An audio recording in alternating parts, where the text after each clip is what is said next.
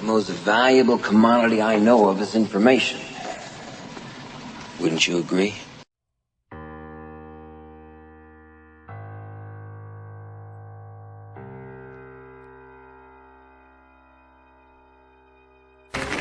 What we're going to talk about now is simply some keys to self-motivation. And all of us have motivation of some sort. I define motivation as the desire to achieve that which you believe to be worthwhile. And many people go through life never getting in touch with their greatness because of the lack of motivation to push themselves, or because they have not found something that they believe to be worthwhile to challenge them. I heard a poem once that said, many a flower has bloomed unceasingly and wasted sweetness upon the cold desert air.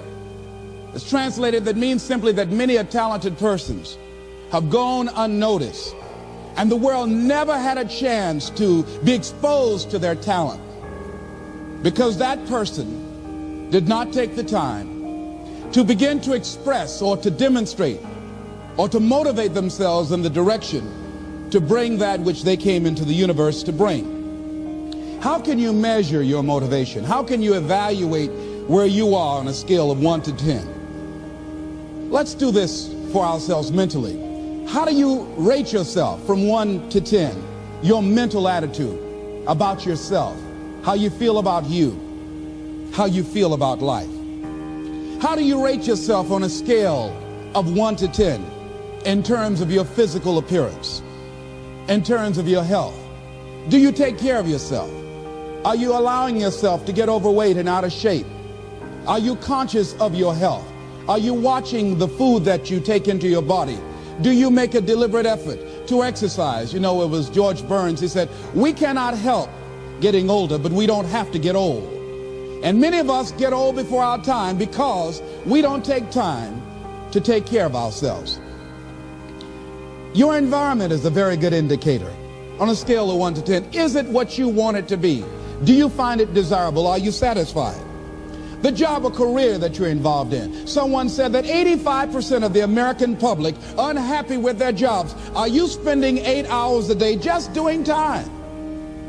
Doing something that you don't find challenging, that does not make you stretch mentally, that does not stimulate you, that does not inspire you. Something that you don't find a sense of fulfillment in it. If you're doing that day in and day out, it has to affect how you feel about yourself, your level of motivation. Your relationships. What kind of impact is it having on your life? Is it nourishing or is it a toxic relationship? Does it drain you or does it build you up? Ask yourself that. How motivated are you to do something about it? Your contribution, your actions. What are you giving? Many people will leave the universe without a trace.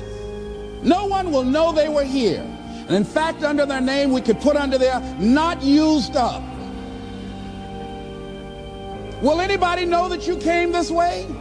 What contribution are you giving? What will you leave? What will be different because you came this way? Someone once said that life is our gift to us that God has given us, and how we live our lives is our gift to God. What kind of gift are you formulating? Is this a gift that you like to take back and do something else before you turn it in? Think about that. What can we do? What are some of the keys that we can begin to use to motivate ourselves when our batteries run low? Because I don't care who you are, I don't care what you do, at some time you are going to get tired. At some time you're going to get in a rut. Seem like nothing you do works out right. And sometimes it just seems like you just don't have the wherewithal or the will to do anything. That sometimes you act like you're punch drunk. You're just wading through life, just doing time day in and day out, looking at non-discriminatory television, anything that's on, just looking. And depressed, feeling powerless, feeling useless, and bored.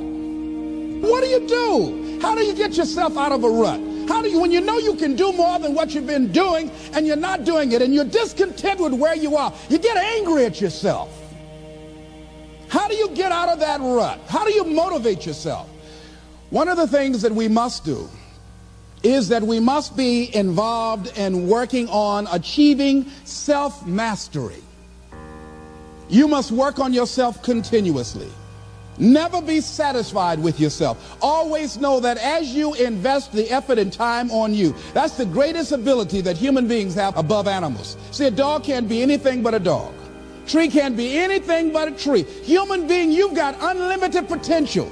You can put effort on you, and by concentrating on you and developing you, you can transform your life wherever you are right now. So you want to work on yourself. You want to read books that inspire you and motivate you. You want to listen to tapes over and over and over again. And I suggest that you listen to tapes when you first get up in the morning. You want to control the spirit of your day. When you first wake up in the morning, your mind is operating at 10.5 wave cycles per second. That's when the subconscious mind is most impressionable. Whatever you hear in the first 20 minutes when you wake up, that will affect the spirit of your day.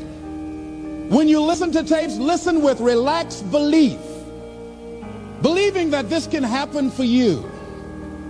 And by listening to them, listen to them over and over and over again, and you will get a breakthrough. You can listen to the same tape for months, and all of a sudden you hear something you never heard before. It have a special meaning for you. Or read the same book over again, and you find some special insight. You said, I can't believe I didn't see that the first time. So you want to be involved in developing yourself. Most people won't do that. Most people won't take that kind of effort and invest that kind of energy in themselves, because they will fall prey to that conversation within. Oh, don't do that. You don't have time. You're too busy. You're too caught up in the rat race. Most people won't do that. Well, they won't take time to go to lectures. They won't take time to go to seminars. They won't take time to go to classes to improve themselves. And as you continue to work on yourself, you will begin to expand your vision of yourself. You'll begin to work towards self-mastery. And you will begin to see it reflect itself in all the dimensions of your life, your mental life, your physical life, your social life, in your relationships, your monetary life. So concentrate on developing yourself.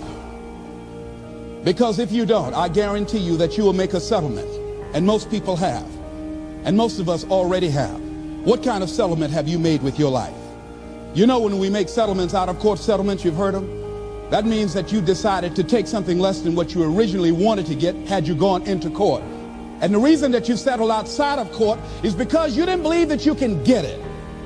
So you made an out-of-court settlement. Many of us are making in-life settlement. We're settling for less than what we actually deserve. We don't feel good about it, but we make it work in our minds. We'll come up with some kind of excuse to make it all right. What kind of settlement have you made with your life? Many of us settle for less than what we want out of relationships because we don't have the courage to change them. I had a seminar I used to do called Are You Living Together or Dying Together? Many people are just dying together. Gladys Knight used to have a song that says, neither one of us want to be the first to say goodbye.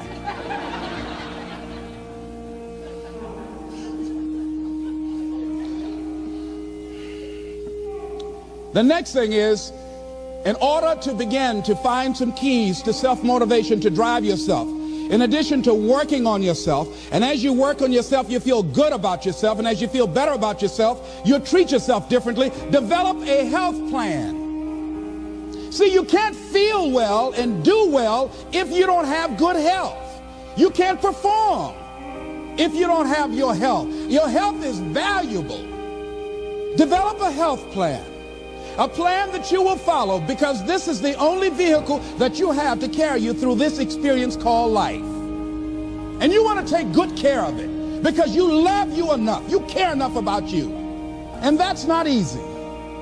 It is not easy having a health plan and sticking to it. But you're worth it doing it again and again and again. I have lost 22 pounds several times. I always do it. I love potato chips. People who know me know I love M&M peanuts. I love peanut butter and jelly sandwiches. I love my mother's sweet potato pie. I love this. It's not always on my health plan, but I put it on there sometimes. I said, life is too short to go without sweet potato pie.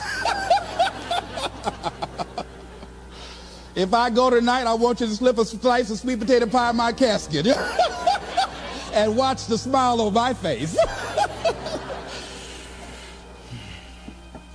Next thing is, as you take care of yourself, the next key is keys to motivation, to self-motivation. You want to live life with energy and passion. You want to make a conscious effort to be lively. See, in life, you either saying hello or goodbye. You either on the way or in the way. Leave dead people alone. Some folks just walking around looking sad. How you doing, honey? Stay away from these people. Just go away from them.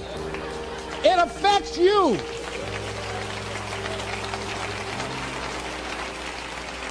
You want to smile. You want to be happy. You got a lot to be thankful for.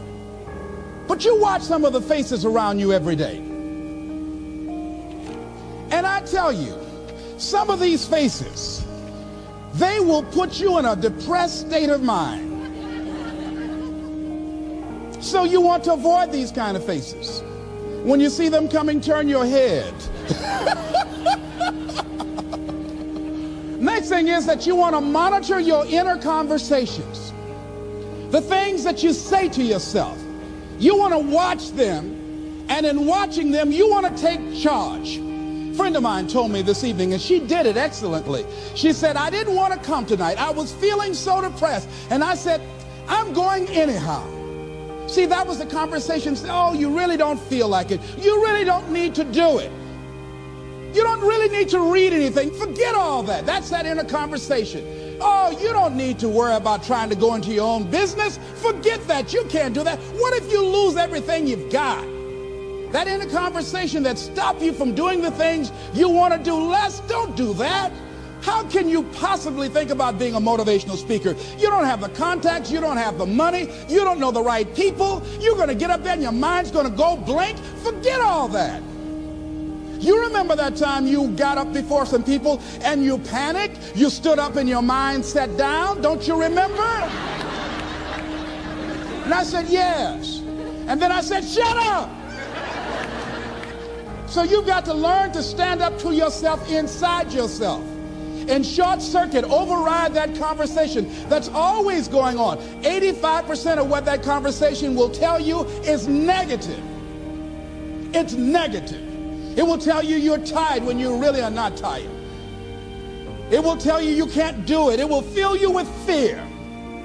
So you've got to watch that conversation. And when you find it going on, you've got to stand up to it and say, I'm going to do this anyhow. I'm afraid, but I'm afraid not to do it. And I'm not going to let you stop me.